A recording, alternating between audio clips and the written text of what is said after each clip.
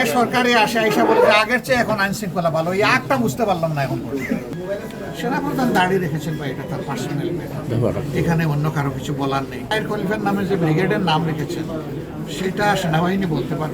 সবচেয়ে বড় চালান আসে স্বরাষ্ট্রমন্ত্রীর বাড়ির এলাকা নিয়ে, উনি জানেন না এই চালান কিভাবে আসে। আমরা দেখতে চাই যে সংসদের ভিতরে অনেক ব্যাপারেই তিনি অনেক ভূমিকা রাখেন। আমরা দেখতে চাই যে তার মন্ত্রণালয়ের ভূমিকাটা তার বাড়ির থেকে শুরু হোক।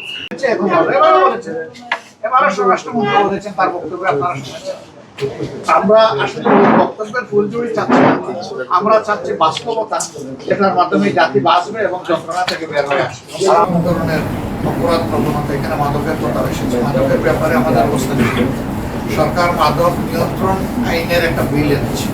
আমাদের দায়িত্ব, আমাদের দাবির নিয়ন্ত্রণ নয়, মাদক নিয়ন্ত্রণের মানে হচ্ছে কিছু থাকবে চেপে রাখা। আমরা ওটা চাচ্ছি না, আমরা চাচ্ছি এটা একদম শেষ হয়ে যাবে। আমরা সেটা নির্মূলের পক্ষে, আমরা সেই বক্তব্য ইনশাল্লাহ সংসদে রাখবো। কি হবে সেটা বক্তব্যের পরে দেখা যাবে, কিন্তু আমরা বক্তব্য রাখার ক্ষেত্রে কারো চোখের দিকে মনের দিকে তাকাই আমরা বক্তব্য রাখবো না, আমরা জাতির দিকে তাকাই বক্তব্য রাখবো।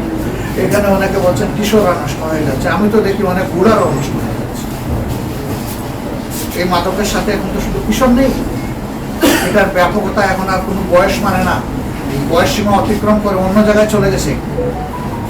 আর শুধু মাদক সেবন করেই ধ্বংস হচ্ছে না, মাদক লালন করে এর চেয়ে বেশি সমাজকে ধ্বংস করছে। মাদকের উৎপাদন, মাদকের সংরক্ষণ, বিপণন এবং সেবন, এই চারটা মিলেই তো মাদক। আমরা এই সবগুলোই বন্ধ করতে চাই। অবশ্য সেই দিন একজন সরকারদলীয় সংসদ সদস্য চমৎকারই বলেছেন যে মাদকের সবচেয়ে বড় চালান আসে স্বরাষ্ট্রমন্ত্রীর বাড়ির এলাকায়। আপনি জানেন না এই চালান কিভাবে আসে, এটা কিভাবে বন্ধ করতে হবে, কারা এর সাথে জড়িত। নেত্রকোনার মানুষ আমার চাইতে উন্নতভাবে জানে। আমরা দেখতে চাই যে সংসদের ভিতরে অনেক ব্যাপারেই তিনি অনেক ভূমিকা রাখেন। আমরা দেখতে চাই যে তার মন্ত্রণালয়ের ভূমিকাটা তার বাড়ির থেকে শুরু। ধন্যবাদ। যে সরকারি আসে আইসা বলে যে আগের চেয়ে এখন আইন শৃঙ্খলা ভালো, এই আগটা বুঝতে পারলাম না এখন। আমরা দেখতেছি যে দেখতে দেখতে আমাদের সমাজ ডুবে যাচ্ছে। আইসাই বলে যে আগের চেয়ে এখন ভালো, এবারও বলেছেন, এবারও স্বরাষ্ট্রমন্ত্রী বলেছেন, তার বক্তব্যে আপনারা শুনেছেন। আমরা আসলে ওই বক্তব্যের ফুলঝুরি চাচ্ছি না, আমরা চাচ্ছি বাস্তবতা যেটার মাধ্যমে জাতি বাঁচবে এবং যন্ত্রণা থেকে বের হয়ে আসবে। যে আমাদের তিস্তা প্রকল্প যদি বাস্তবায়ন হয় তাহলে কোনো প্রতিবেশী নাখুশ হবে কিনা।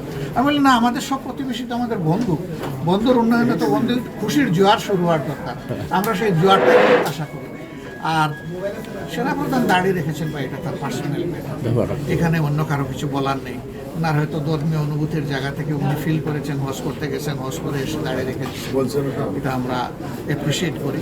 যে কোনো ধার্মিক মানুষ, শুধু মুসলমান না, যে ধর্মেরই হোক, সে যদি তার ধর্ম ফলো করে তাকে অ্যাপ্রিসিয়েট করা উচিত।